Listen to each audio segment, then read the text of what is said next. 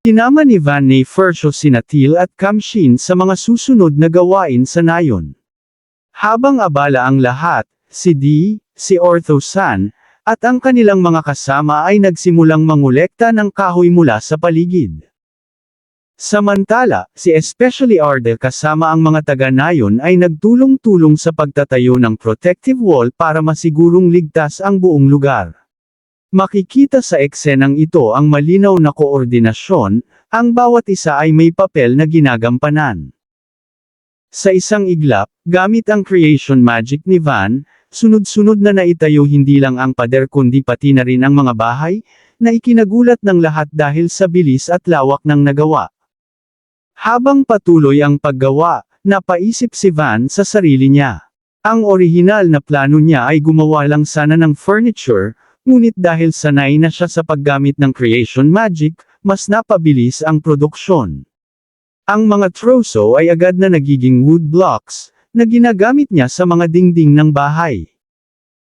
May halo siyang emosyon, may tuwa dahil sa resulta, pero may konting lungkot dahil ang paulit-ulit na paggawa ay nagpapaalala sa kanya ng dating buhay bilang isang corporate slave. Gayunpaman, nangingibabaw pa rin ang kasiyahan dahil nakikita niya ang epekto ng kanyang magic.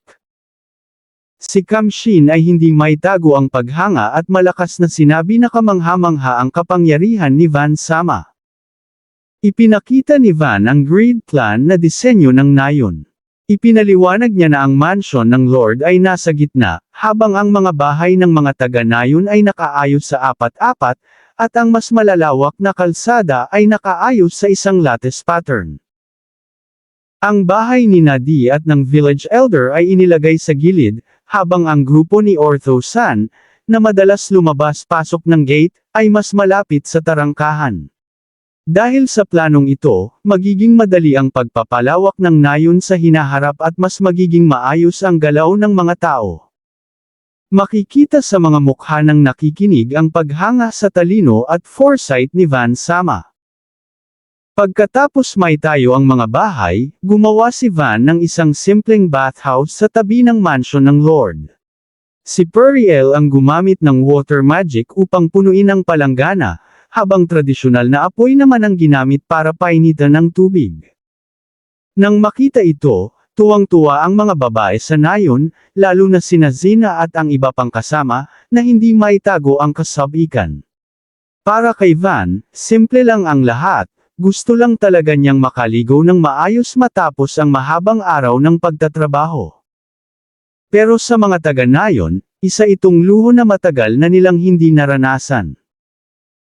Habang nagkakatuwaan ang lahat, biglang nagyaya si Zina ng may ngiti, tinawag si Van at sinabing, "Van Sama, sabay na tayo."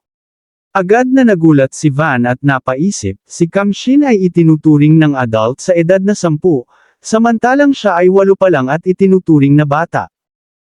Sa gitna ng kalituhan at hiya, mabilis niyang iginiit na ayos lang siya. Samantala, si Periel ay masiglang nagsabing sasama rin siya, dahilan para lalo pang magulo ang sitwasyon. Sa huli, kahit litong-lito si Van. Makikita sa kanyang mukha na masaya siya, masaya dahil napasaya niya ang lahat at ramdam niyang unti-unting nagiging tunay na tahanan ang kanyang teritoryo. Sa gitna ng kalituhan ni Van Nefersho, pilit niyang pinipigilan ang sarili habang namumula ang mukha. Sa isip niya, kahit nasa batang katawan siya ngayon, malapit na siyang mag-30 years old sa dati niyang buhay, kaya itinuturing pa rin niya ang sarili bilang isang disenteng adulto. Ngunit tila kabaligtaran ang reaksyon ng mga kasama, si Zina ay nakangiti lang at si Periel naman ay tila natutuwa sa sitwasyon. Walang halong pag-aalinlangan, tinanggap nila ang sinabi ni Van at sinabing syempre, respetadong adult siya, dahilan para lalo pa siyang mamula. Sa huli, hindi niya namalaya na ang desisyong iyon ay magiging isang alaala na pagsisisihan niya kalaunan. Pagkatapos ng lahat, bumalik si Van sa bagong tayong mansyon. Nakaligo na siya ng maayos at ramdam niya ang init at ginhawa ng unang polygon ginawa sa sarili niyang teritoryo. Habang naglalakad siya sa loob ng maluwang na silid. Napangiti siya at napabulong na buti na lang hindi na niya kailangang matulog sa sleeping bag sa loob ng bahay. Sa katahimikan ng gabi, bigla siyang napahinto at napaisip, ang tanga ko rin minsan, sabay hawak sa ulo, tila pinagsisisihan ang ilang desisyon niya kanina. Bago matulog, mabilis na inayos ni Van ang mga kama para sa lahat. Simple lang ang mga ito, ginawa mula sa kahoy at dayaming ibinigay ng mga taga-nayon, ngunit maayos at sapat para sa pahinga. Nang humiga siya, agad niyang naramdaman ang lambot ng kama. Napangiti siya, pumikit, at tahimik na nagpaalam sa sarili ng good night. Sa wakas, mahimbing siyang nakatulog, kuntento at payapa, ramdam ang kauna-unahang tunay na pahinga mula nang dumating siya sa lugar na iyon. Kinabukasan, masiglang nagising si Van. Sa harap niya ang simpleng almusal, tinapay, prutas, at iba pang pagkaing inihanda gamit ang limitadong sangkap ng nayon. Kahit may konting pag-aalala siya noong una, napangiti siya matapos tikman ang pagkain at sabihing masarap pa rin. Sa tabi niya si Till, na masayang-masaya at proud sa kanilang nagawa, at agad na nagsabing excellent ang resulta. Ramdam ni Van ang saya, matagal na mula nang huli siyang makakain ng almusal sa sarili niyang bahay ng ganito kapayapa. Habang kumakain, naging seryoso ang usapan. Ipinaalala ni Ortho-san na mahalaga ang patuloy na pagprotekta sa nayon, ngunit hindi rin nila maaaring baliwalain ang problema sa regular na kita. Sa kasalukuyang kalagayan, ang halos buwanang pagdating ng peddler lamang ang nagiging koneksyon nila sa labas ng mundo. Sa huling panel, bumigat ang katahimikan, tahimik lang si Van, nakatingin sa harapan, malinaw na nag-iisip ng susunod na hakbang para sa kinabukasan ng kanyang teritoryo. Habang nakaupo sa hapagkainan, halatang pagod na pagod si Van A. Fershaw. Tahimik niyang sinabi kay especially Erda, ang kanyang tagapayo, na hindi niya alam kung paano niya haharapin ang lahat ng problemang sabay-sabay na dumadating. Kahit kalmado ang tono ng kanyang boses, napansin ni especially Erda na may bahid pa ng omelet ang kanyang balbas, tanda ng maagang almusal. Sa kabila nito, nagpatuloy si Van sa pagpapaliwanag, kaya niyang maghanda ng mga bahay, muebles, at damit gamit ang kanyang production magic. At wala ring problema sa pagkain. Dahil dito, iminungkahi niya na mas mainam na pagtuunan muna nila ng pansin ang pagpapalakas ng depensa ng nayon, kaysa magmadali sa ibang bagay. Ngunit agad ding binanggit ni especially Erda ang kakulangan, wala silang spices at sangkap. Lalo na para sa paboritong baked sweets ni Van. Biglang nagkaroon ng katahimikan sa mesa nang may biglaang ingay. Napasigaw si Van sa gulat, ngunit sa sandaling iyon, malinaw na nabuo sa isip niya ang isang ideya, isang industriya. Dahan-dahan niyang inisip kung paano sila kikita. Dahil malinaw na kailangan na nilang gumawa ng mga produktong maibebenta agad. Isa-isang tinanggihan ang mga mungkahi, ang pangangaso ni Ortho-san ay para lamang sa kanya at hindi para sa buong nayon, ang paggawa ng wooden blocks ay kay Van lang kayang gawin. At kahit ang pangungulekta ng materials mula sa monsters ay hindi praktikal sa ngayon. Isa-isang, rejected, ang bawat ideya, dahilan para lalong seryosohin ni Van ang pag-iisip ng mas mahusay na solusyon. Tahimik na nagsalita si especially Erda, ipinaliwanag na sa normal na sitwasyon, ang kita ng isang nayon ay nagmumula sa pananim at agrikultura, ngunit mahirap itong ipatupad batay sa kasalukuyang katangian ng kanilang lugar. Dagdag pa niya, kahit may produksyon, hindi ito agad magbibigay ng instant profit. Lalong naging mabigat ang katahimikan habang iniisip ng lahat ang kanilang kalagayan. Sa huli, napabuntong hininga si especially Erda at sinabing kailangan nilang mag-isip ng mas mabuting paraan. Sa gilid ng eksena, makikita ang espada na ginawa ni Van, isang tahimik na simbolo na pinagkakatiwalaan at minamahal siya ng lahat sa nayon. Lumipat ang eksena sa pagsubok ng mga kagamitan. Ipinakilala si Kasara, na masayang ikinwento na kahit sinabi niyang subukan muna ang performance ng sandata, ayaw niyang masira ang mahalagang Reg Along ibinigay ni Van Sama. Dito muling nagpaalala si Van, mahalagang malaman ang limitasyon ng mga kagamitan, dahil sa oras ng emerhensya, iyon ang magliligtas sa buhay ng gumagamit. Kahit kampante si Kasara at sinabing walang magiging problema, makikita ang pag-aalinlangan kina Till at Periel. Lalo na't hawak nila ang mabibigat at mapanganib na armas. Sa huli, buong pagmamalaking ipinakita ang Orc Knight Shield, isang kalasag na gawa sa matibay ngunit flexible na balat mula sa likod at balikat ng orc. Ipinaliwanag na ito ay exceptional item, parehong matatag at kayang sumalo ng malalakas na atake. Hinikayat ni Van si Till na subukan ito. Sa isang maingat ngunit malakas na hampas, clang, sumunod ang crack, tanda na kahit matibay ang kalasag, hindi ito dapat minamaliit. Nahihiyang ngumiti si Van at sinabing nauunawaan niyang ayaw siyang saktan, ngunit hindi dapat ganoon kalakas ang atake. Malinaw na ipinapakita ang balanse sa pagitan ng tiwala, pagsubok, at responsibilidad sa paggamit ng mga sandatang kanyang nilikha. Sinubukan ni Till ang sandatang gawa ni Van Nefershaw. Maingat niyang iniangat ang espada at bahagyang ini-swing. Napatingin si Van, tahimik ngunit alerto. Sa gilid, makikitang may ngiting may kumpiyansa si Kasara, hawak ang kanyang palakol. Ngunit nang tuluyang tumama ang sandata sa Orc Knight Leather Shield na hawak ni Ortho, biglang tumigil ang lahat.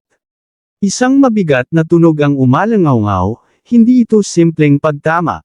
Napamulagat si Van, ramdam niya agad na may mali. Lumapit si Ortho at hindi makapaniwala ang ekspresyon sa mukha. Isang kahoy na sandata, ganyan kalakas. Bulong niya. Ipinaliwanag niya na ang kalasag ay gawa sa balat ng Orc Knight, isang materyal na kilalang matibay. Habang ini-inspeksyon ang tama, agad na nagsalita si Van, sandali lang. Walang pag-aalinlangan, ginamit niya ang kanyang production magic. Sa harap ng lahat, malinaw na ipinakita ni Van na kaya niyang palakasin pa ang isang item kahit tapos na itong gawin, isang kakayahang hindi normal kahit sa mga bihasang artisan. Biglang dumating ang isang karwahe. Bumaba ang isang mangangalakal na may dalang mga kristal at bato. Si Ortho ang unang lumingon at nagtanong kung ano ang kaguluhan.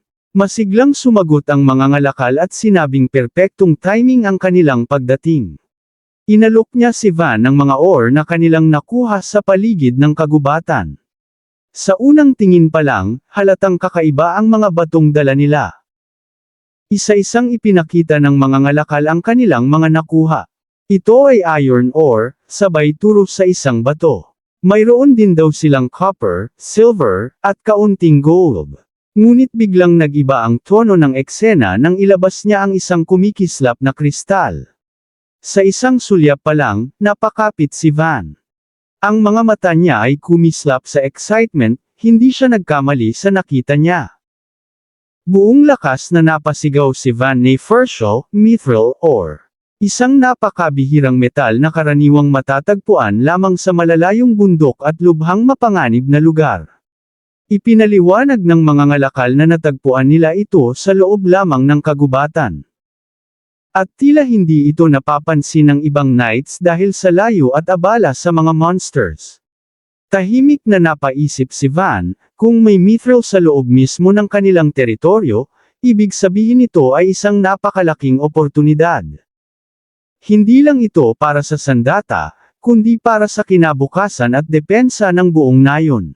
Habang hawak ni Van Nefershaw ang mga batong nakuha, mabilis niyang sinuri ang kalidad ng iron ore. Ipinaliwanag niya na kung ang mga paanan ng bundok ay may ganitong klase ng yaman, malaki ang posibilidad na ang Wolfsburg Mountains ay puno ng mahahalagang resources. Dahil dito, agad niyang sinimulan ang paggawa. Gamit ang production magic, nilikha muna niya ang iron ore mismo.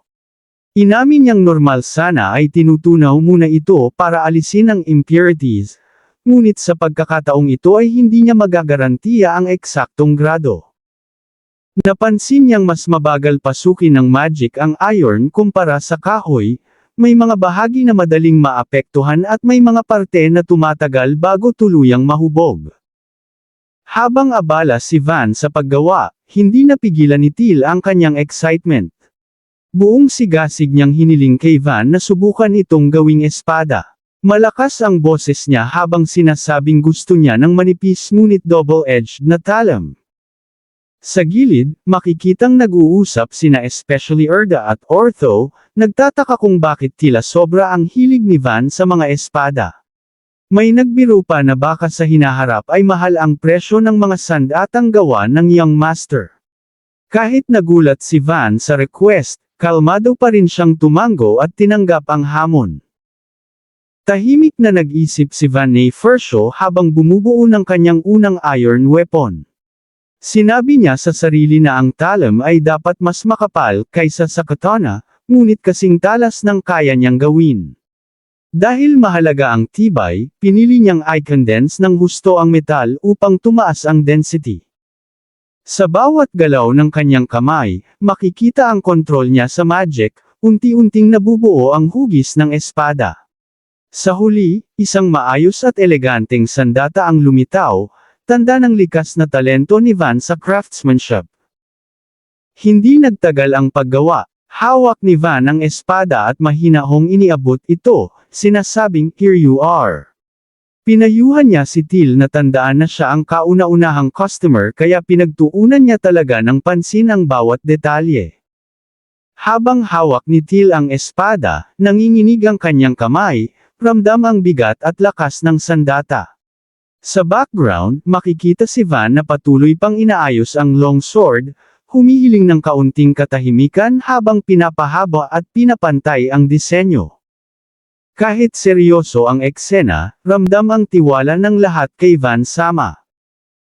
Pagkatapos makita ang resulta, biglang nag-ingay ang buong grupo. Isa-isa silang sumigaw ng mga kahilingan, may gustong dagger para sa stabang, may humihiling ng mas mahabang espada, at may sumigaw pa ng, "I want a sword too." Halatang nagulat si Van sa sabay-sabay na request. Bahagya siyang napangiti at tinanong kung talaga bang gusto nila ang kanyang craftsmanship sa propesyonal na antas. Sa huli, napaisip ang lahat, ang simpleng paggawa ng iron weapon ay tila naging simula ng isang bagong papel ni Van Nefershaw bilang sandatahang panday ng teritoryo. Maingat na sinusuri ni Ortho ang mga tipak ng ore habang hawak ito sa kanyang kamay. Kita sa mukha niya ang pag-aalinlangan at pag-iisip. Sinabi niya na hindi pa niya lubusang masusuri ang tunay na halaga ng metal hanggat hindi niya ito aktwal na nagagamit. Gayunpaman, kumbinsido siyang maibebenta ito sa napakataas na presyo. Tumanggaw siya at ipinaliwanag na bagamat madalas niyang naririnig ang tungkol sa iron sand, bihirang-bihira ang iron ore na buo at tipak-tipak tulad nito. Dagdag pa niya, mas lalong hindi pangkaraniwan na makakita ng ganitong klase ng ore sa loob ng kagubatan, imbes na sa kabundukan. Nagbago ang tono ng usapan nang mabanggit ang posibilidad ng isang dungeon. Sa isang seryosong paliwanag, sinabi ni Ortho na kapansin-pansin na kapag may dungeon sa isang lugar, kadalasang may mga kwento tungkol sa stone golems o iron golems na kusang gumagawa o naglalabas ng ore. Ipinakita sa panel ang isang guho na tila pinanggalingan ng ganitong mga nilalang. Napaisip ang lahat, kung may golem nga, dapat ay may mga baka o labi na naiwan. May nagtanong kung may nakakita na ba ng golem remains, ngunit agad ding sinagot ng isa na wala pa. Lumalim ang diskusyon habang magkakaharap sina Van Nefershaw, Ortho, at ang iba pang kasamahan. May nagtanong ng direkta, ibig bang sabihin, may dungeon? Isang maingat na sagot ang ibinigay, hindi pa sigurado, dahil kulang pa ang investigasyon.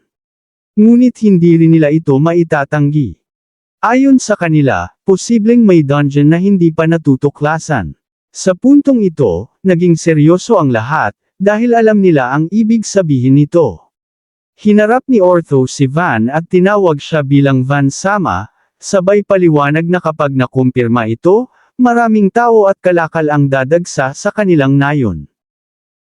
Tahimik na nag-isip si Van Nefershaw, hawak ang kanyang baba habang nakatingin sa malayo. Dahan-dahan niyang binigkas ang posibilidad, Kung talagang makakahanap tayo ng dungeon, kasabay nito, ipinakita ang kanyang determinadong ekspresyon. Ipinaliwanag niya na ang pagkakaroon ng bagong dungeon ay magpapataas ng husto sa kahalagahan ng kanilang nayon, hindi lamang sa ekonomiya, kundi pati sa depensa at impluwensya. Sa huling panel, malinaw ang conclusion ni Van. Isang bagong dungeon ang maaaring magbago ng kapalaran ng buong teritoryo.